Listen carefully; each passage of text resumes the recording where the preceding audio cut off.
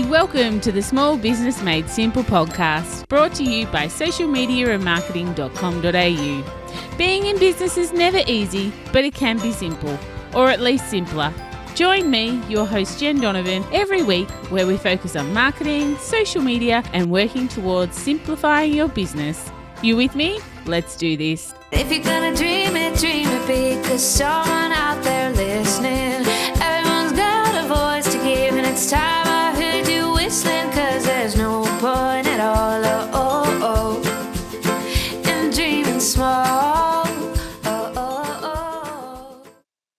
Why, hey there, my fabulous listener. Welcome to episode 232 of the Small Business Made Simple podcast. Thank you for listening. I appreciate you choosing my podcast to listen to, and I hope that it's worthy of the next, I don't know what it's going to be, 15, 20 minutes. If you're short on time, press the 1.5 speed and you can get this episode a little bit quicker. If you are enjoying this podcast, though, take a screenshot of you listening to it and share it in your socials and tag me. I would love to get to know you and your business a little bit, and maybe send me a little DM and introduce yourself. That always warms my heart. If you do need the show notes for this particular episode, and I think you will because it's a bit of a cracker, you can find them on my website at socialmediaandmarketing.com.au/232. If you haven't had a chance to listen to last week's episode with Nicole Stewart, where we talked about dealing with stress and boundaries and work-life balance, then when you're finished here, maybe head back and listen to episode 231. It was a great chat with Nick, and I'm sure that everyone who listened enjoyed it. And if you didn't get a chance, head back there, and I'm sure you will enjoy that episode as well.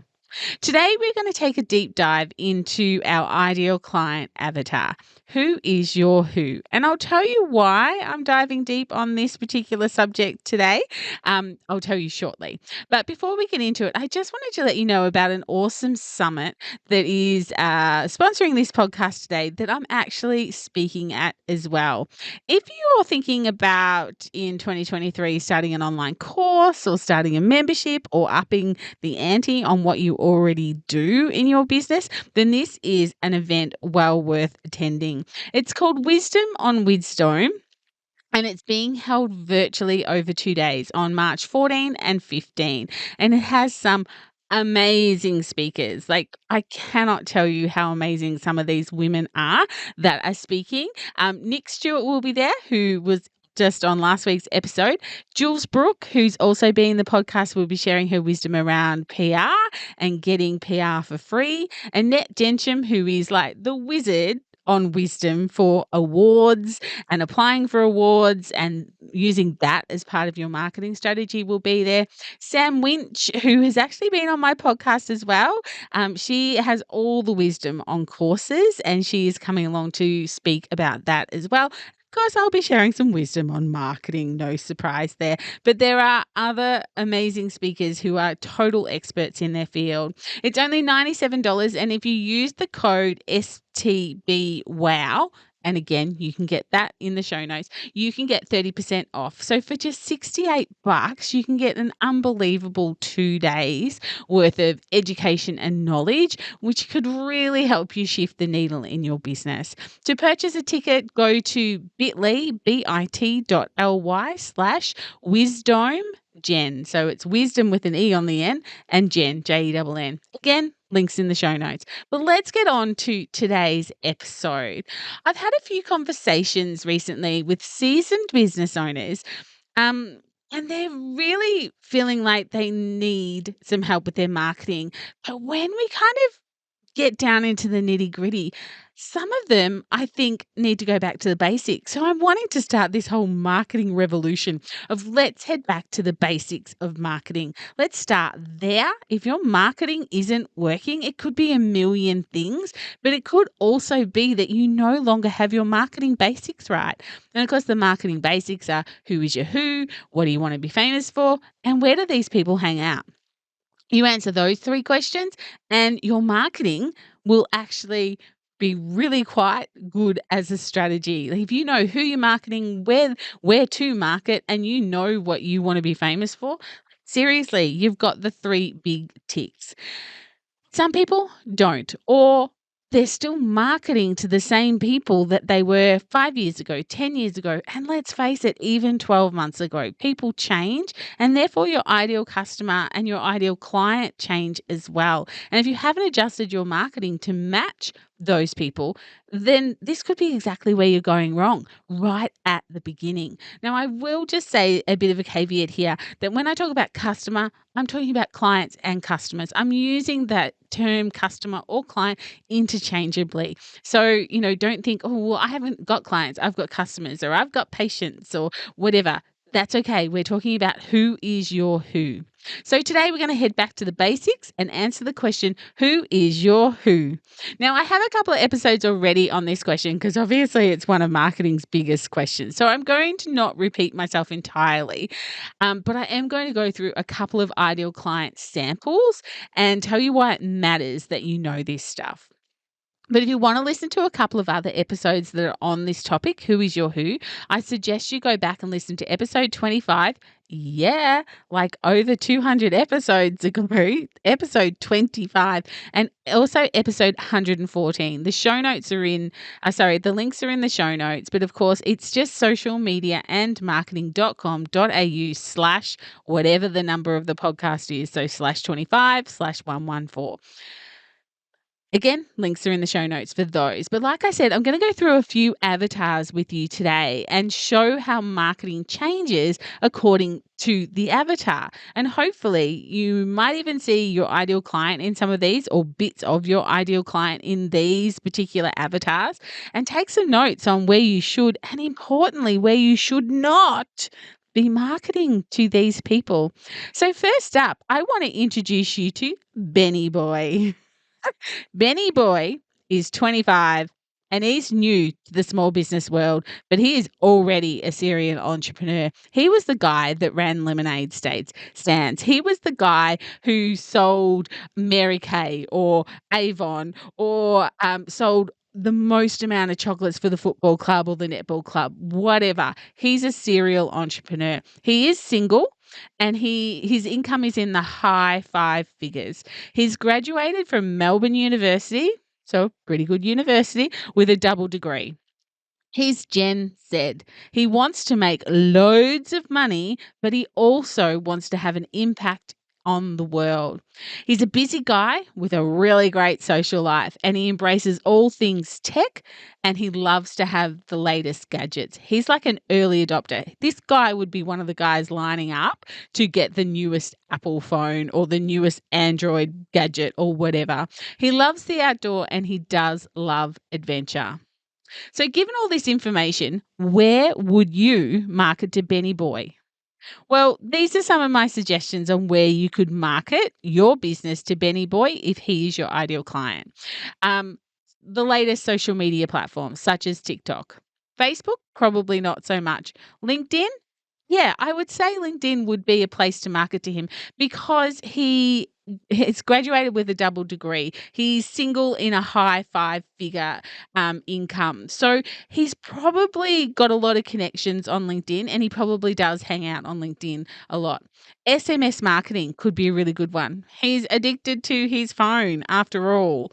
Koya. So, one of these places where, they have threads and threads of different topics and different ideas and, somewhere where you get information from other than, of course, the general ones that the people use such as social media and Google. So, and also I think that paid digital marketing ads on Facebook and Instagram would probably work for this guy.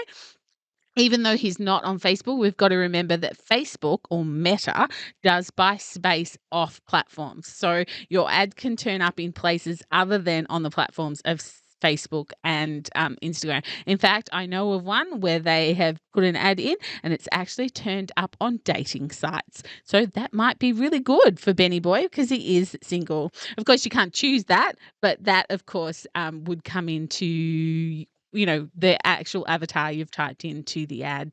Google Ads would work well for him. Google Organic would work well. So, what was Google My Business, which is now Google Profile or something, Business Profile or whatever it's called now. And I think that you would be able to market to Benny Boy at networking events. I really feel that he would be a really big networker. Love to go out to networking events and meet new people and, just think about the impact that he can have on the world. So where would you not market to Benny Boy? Look, I wouldn't market to Benny Boy on radio. I wouldn't market to him on Spotify, for instance, because I think that he would pay for premium. So therefore, it also takes out any TV ads and things like that, because I feel that he would be more of a streaming service guy than he would be watching, the channel news or current affair or, Friends on normal TV. He'd be more likely to be watching them on a streaming service. Instagram Reels, I wouldn't market to him there. I don't think he'd be the type of person who'd want to watch people singing and dancing. Print media would be a no-no for me. And also email marketing. I really feel that he's a little bit new age for email marketing at this point. At 25 as a Gen Z, doesn't mean eventually it mightn't work. But if I think of the Gen Zs that I know, email is just not the tool to be marketing to them. So obviously I am making huge assumptions of Benny Boy here. So don't come at me for some of my assumptions I'm making, because I am making assumptions. And that's kind of the point. You need to make assumptions about your fictional ideal client, their avatar. They're not a real human. You should name them, such as Benny Boy.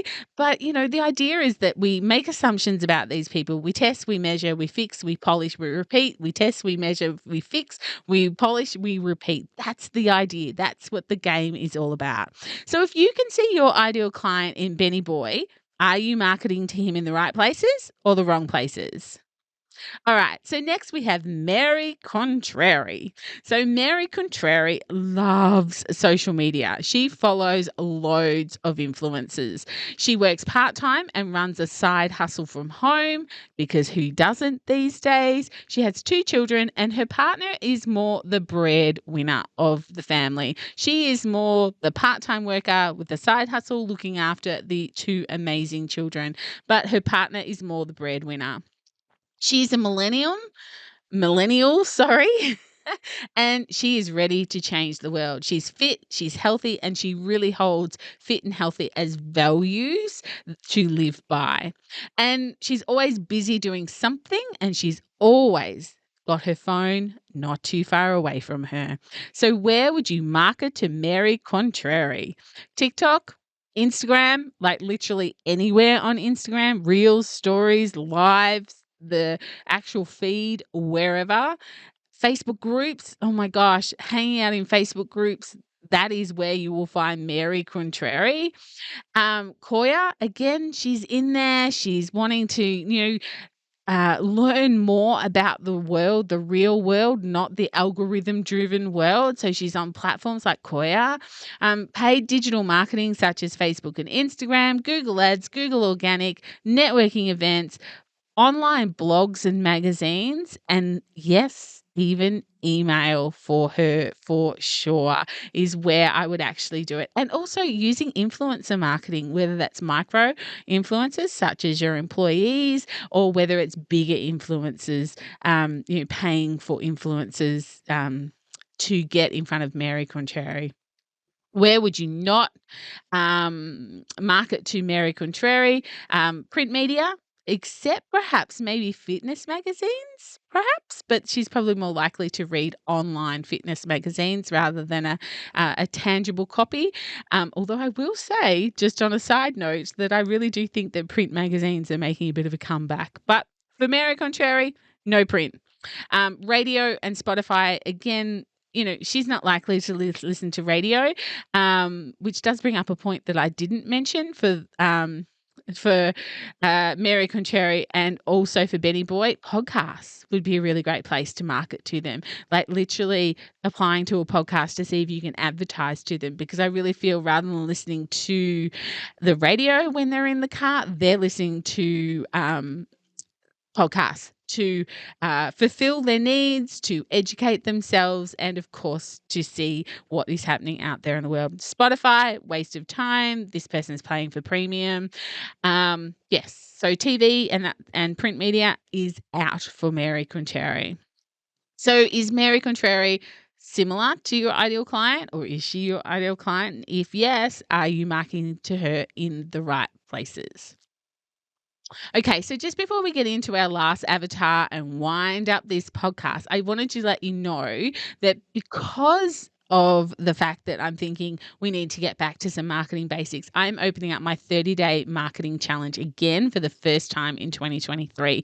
If you're interested, you can join the waitlist at bit.ly/challenge waitlist 2023, because those on the wait list will get first options into the challenge. But just a heads up, this is not a free thing. This will not be a free challenge. I really feel that we need to start investing money into our growth of our business. So it will be super cheap, but it won't be free. So if you're interested in being one of the ones in the challenge, in the 30-day marketing challenge, then go to the wait list at bit.ly/challenge waitlist 2023. Okay, lastly, let me introduce you to Eddie Not Ready. And I have to say, I love Eddie Not Ready. I don't know what it is about him, but I just have a really soft spot for Eddie Not Ready. So here's some of the things that you need to know about Eddie Not Ready. He hates technology. He would rather never own a smartphone, and he only owns a smartphone because his family makes him own a smartphone. He actually wears a badge of honor and prides himself on not having any social media profiles and always spending at least 96% of his time spending locally. He hates shopping online as well. He's a Gen X and he's a dad of 4. He's a really loyal employee at the same company for the last 24 years. He plays local sport, belongs to the local Lions Club, and enjoys spending Sundays catching up on the news by reading his Sunday paper in the sun with a cuppa. He's most likely to be that guy who's coaching the local soccer club or coaching the local netball club and really immersing himself on the weekend in his family. So he's a bit different to market to, isn't he? So where would you market to Eddie Not Ready? Well, some of my suggestions would be local radio, newspapers, especially local newspapers, email marketing, community boards. You know those community boards that you see pinned up in like the local, shopping centres or the local supermarkets? He would stand there and read those. Shop windows, having flyers in shop windows, the old advertising your business in shop windows or perhaps in other people's shop windows. Print catalogs, he would read those. He'd get them in the newspapers and read them. Now, you could market to him through paid digital marketing, targeting him on Messenger because his family makes him have Messenger. This is one of the reasons why he has to have a smartphone, is to keep in contact with his family. Because even though he hates social media and he hates the digital world, his family doesn't. So he does have Messenger, and you could actually do a specific target to someone like him on Messenger. Print media would be a great place. Spotify, you could advertise to him on Spotify because frankly, he's too tight to pay for premium. And Google, because even though he doesn't shop online and doesn't like shopping online, he still has to use Google to find out things. Otherwise, he becomes that guy. It's like, why did they build the Great Wall of China, Dad? To keep the rabbits out. I hope everyone remembers that ad on TV. But that's what we thought before we had Google, was we just had to make stuff up. So he still does have Google. So where would you not market to Eddie Not Ready? So Eddie Not Ready, it would be a waste of time to have any Google shopping ads targeting him. And of course, social media would be a waste of time, with the exception perhaps of targeting him through Messenger.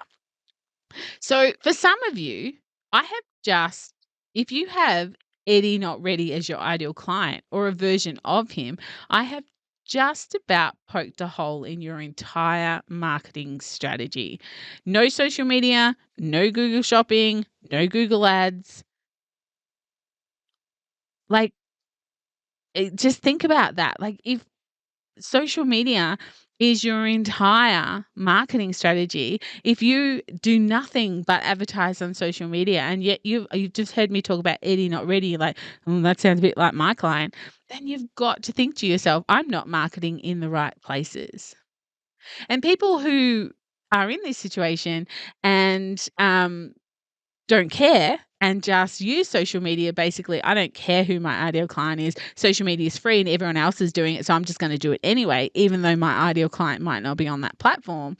It just seems quite ridiculous, doesn't it? Like, you've got to know your ideal client so you know where you should be showing up to market to these people, to be hitting them with, what do they say? We used to have like 6 touch points. Now, depending on what your business model is, it could be 16 or 60 touch points. And if you're just using social media and you're advertising for someone, marketing to someone like Eddie Not Ready, that could be the main reason why your marketing just isn't hitting the right places now. So the exercise for you today is to think, who is your who and where do they hang out? And are you marketing to them where they hang out, or are you marketing to them where you like to hang out? Because you may not be your ideal client. So if you've got questions or thoughts, and I'd love you to either email me or send me a DM, or of course head into the Like-Minded Business Owners Facebook group and ask away in there. I think it's really super important that you get the basics correct, as you can see. So section out 15 minutes or so this week to take a deep dive into who your who is.